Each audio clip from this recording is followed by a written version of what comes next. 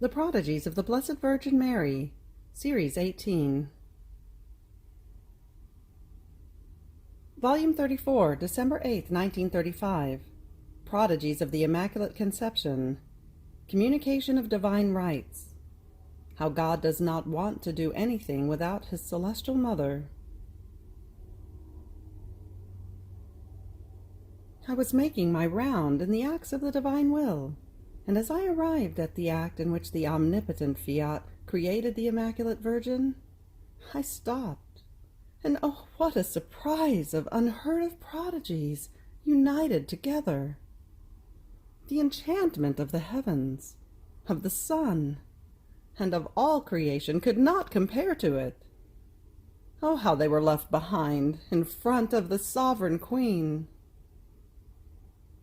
And my sweet Jesus, in seeing me so surprised, told me, "My blessed daughter, you must know that there is no beauty, nor value, nor prodigies that can be compared to the Immaculate Conception of this celestial creature.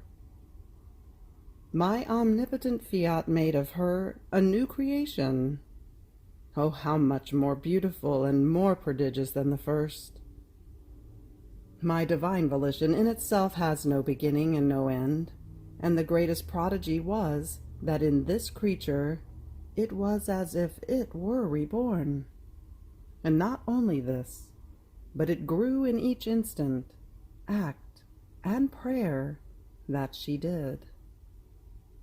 And in this growth, my will multiplied its prodigies in an infinite way.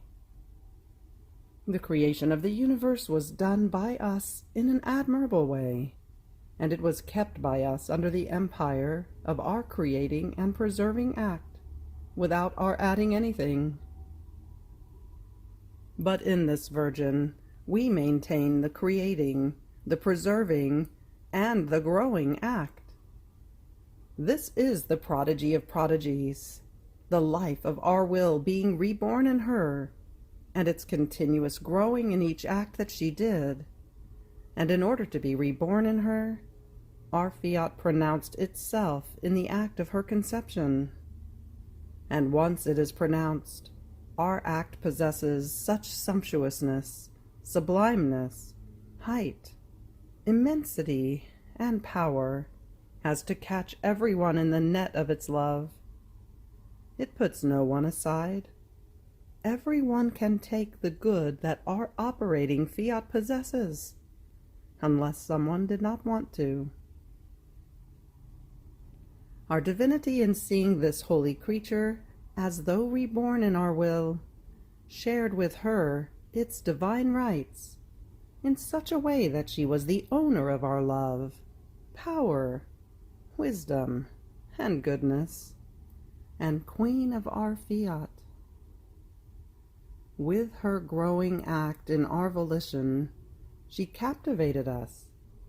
She loved us so much to the point of loving us for all. She covered all creatures. She hid them inside her love, and she made us hear the echo of the love of all and of each one. Oh, how we felt bound and made as though prisoners by the love of this most holy Virgin. More so since, as she loved us, adored us, prayed and operated with the growing act of our Fiat that she possessed, so did she enclose her Creator within herself. As she loved us, so did we feel absorbed into her, unable to resist her. Her power was so great that she dominated us and enclosed our sacrosanct Trinity within herself, and we loved her so much that we let her do whatever she wanted. Who would have the heart to deny her anything? Rather, we felt happier in contenting her, because a soul that loves us is our happiness, for we feel the echo, the joy of our happiness in her, and the one who possesses our will as life is everything for us. This is the great prodigy of the one who possesses our will as life, to feel herself as sharing in its very divine rights. And with this she feels that her love never ends, and she has so much of it as to be able to love for all and give love to all. With her growing act, she never says enough to her sanctity. More so since, by possessing our will as life, the Sovereign Queen had always something to give us, always something to say. She kept us always occupied, and we had always something to give, and always our loving secrets to communicate to her, so much so that we do nothing without her. We deal with her first, then we deposit that good in her maternal heart, and from her heart it descends into the fortunate one who must receive that good. Therefore there is no grace that descends upon earth, there is no sanctity that is formed, there is no sinner who is converted, there is no love that departs from our throne, which is not deposited in her heart of mother first. And she forms the maturation of that good. She fecundates it with her love. She enriches it with her graces, and if needed, with the virtue of her sorrows. And then she deposits it in the one who must receive it, in such a way that the creature who receives it feels the divine paternity and the maternity of her celestial mother. We can do it without her, but we do not want to. Who would have the heart to put her aside? Our love, our infinite wisdom, our very Fiat, impose themselves on us, and do not let us do anything that would not descend through her. See then to what extent our love reaches for the one who lives of divine will, to the point of doing nothing without her. It is the harmony of our infinite wisdom, that just as the creation of the universe always revolves around us, and as it revolves, the earth is fecundated, and the natural life of all creatures is maintained, in the same way, this new creation of the conception of the Immaculate Lady revolves always around God, and God revolves around her, and this revolving maintains the fecundity of good, forms the sanctity of souls, and the calling of creatures to God.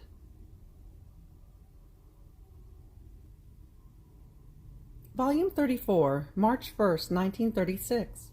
Prodigies of the Incarnation of the Divine Word. How the heavens were stupefied, and the angels remained mute. Prodigies when the divine will operates in the creature.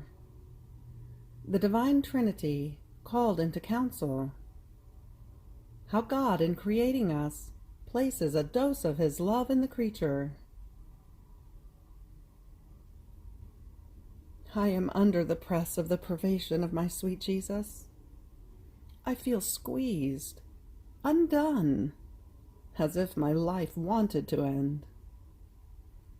But the divine volition, triumphant over my little being, rises within my soul and calls me to live my day in its will. It seems to me that while I feel myself dying without dying, the divine will forms its victory, and this is its triumph, and its life rises again over my dying human will, more beautiful, all full of majesty and of doubled love. Oh, divine will, how much you love me! You make me feel death so as to centralize more your life in me. So I continued my day within its divine acts, and as I arrived at the incarnation of the Word, such love could be felt as to feel oneself burning, being consumed in its divine flames. And my highest good, Jesus, as though drowned within his flames of love, told me, my blessed daughter, my love, in incarnating myself in the womb of my celestial mother, was so great that heaven and earth could not contain it. The act of incarnating myself took place in an act of love so intense, so strong, so great, as to be more than enough to burn up everyone and everything with love. You must know that before incarnating myself, my celestial Father looked into himself, and in the ardor of his love, unable to contain it, he poured out of himself torrents and seas of love. In this ardor of love he looked at his Son, and I was there in the same flames of love, and he commanded me to incarnate myself. I wanted it so, and in a surge of love, without leaving my Father nor the Holy Spirit, the great portent of the Incarnation took place. I remained with my Father, and at the same time I descended into the womb of my mother. We, the three divine persons, were inseparable, nor subject to separating. Therefore I can say, I remained in heaven, and I descended upon earth, and the Father and the Holy Spirit descended with me upon earth, and remained in heaven. Hence, in this act so great, our divine being overflowed so much with love, that the heavens were stupefied, and the angels remained astounded and mute, all enwrapped with our flames of love. The Incarnation was none other than an act of our divine will. What can it not do, or is it not able to do? Everything. With its power and infinite love, it reaches the point of operating the prodigy never heard or done before, of making us remain in heaven and descend into the prison of the maternal womb. So did our will want, and so it did. Now, my daughter, each time the soul wants to do my will, my celestial Father looks inside of himself first.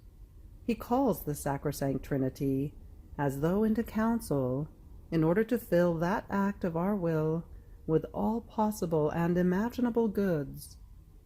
Then he unleashes it from himself, and has the creature invested with his operating, communicating, transforming will.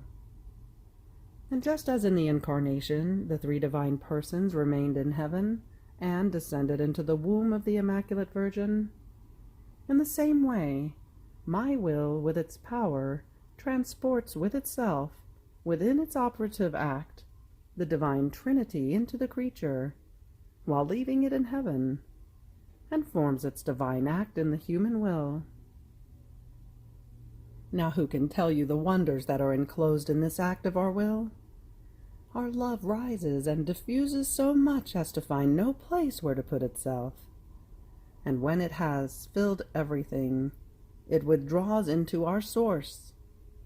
Our sanctity feels honored with a divine act by our very will operating in the creature, and it spreads with surprising grace in order to communicate its sanctity to all creatures.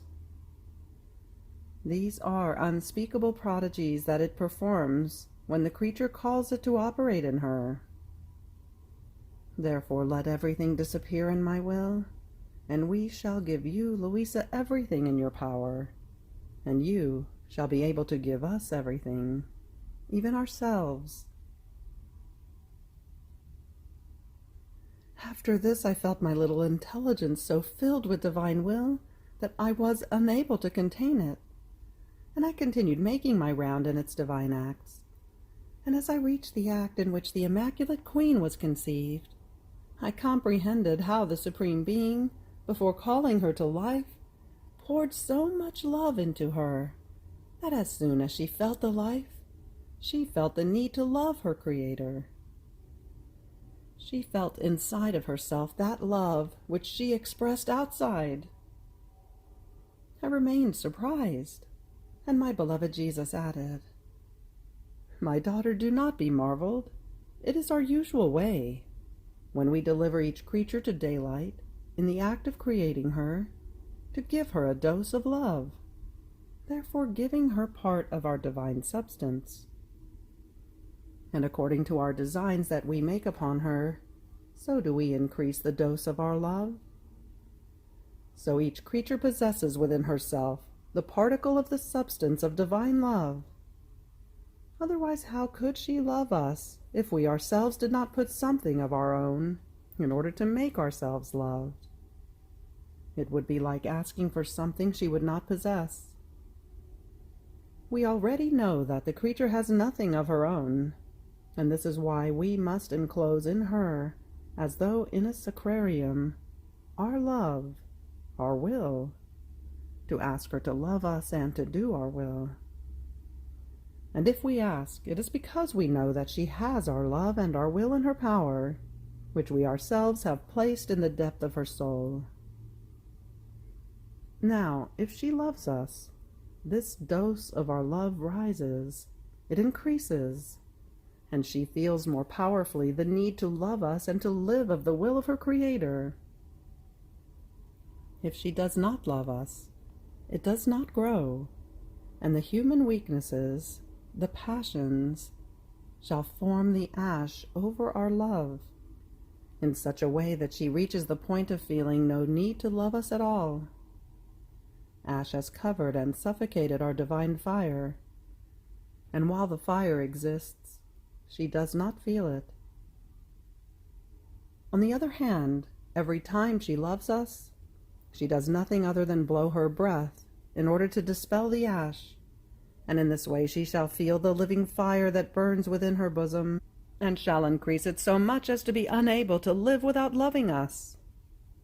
Now, my daughter, the Immaculate Queen, from the very first instant of her conception, because she felt within herself the love for her Creator, and our will operating more than her own life, she loved us so much that she did not lose an instant without loving us, and by loving us and loving us again, she increased so much this dose of love as to be able to love us for all and give love to all, and to love everyone always without ever ceasing.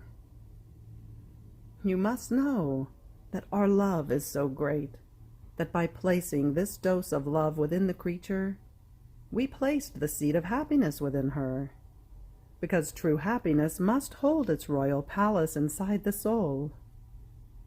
The happiness from outside, if it does not reside within, cannot be called true happiness.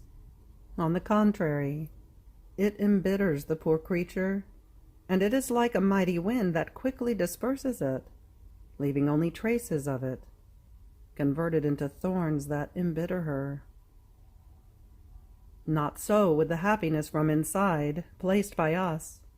It is lasting, and it always grows. And besides, to love is to become happy, and to make us happy. One who does not love can never be happy. One who does not love has no purpose, nor any interest in doing any work, nor does he feel the heroism to do good to anyone. The sacrifice that confers the most beautiful tints to love does not exist for him. So the Most Holy Virgin possessed the sea of happiness, because she possessed as many lives of love for as many existing creatures. Not only this, but by never doing her will, but always mine, she formed as many lives of my divine will within her, in such a way that she can give a life of love and a life of divine will to each creature. And this is why, by right, she is Queen of Love, and Queen of the Supreme Will. Therefore the Sovereign Queen loves and longs to deliver these lives, in order to deposit them inside the creatures, and form the kingdom of pure love and the kingdom of our will. And in this way, she shall reach the highest point in loving her Creator, and the highest point in loving and doing good to creatures. You have reached the end of the Prodigies of the Blessed Virgin Mary, Volume 34, Part 1. Fiat.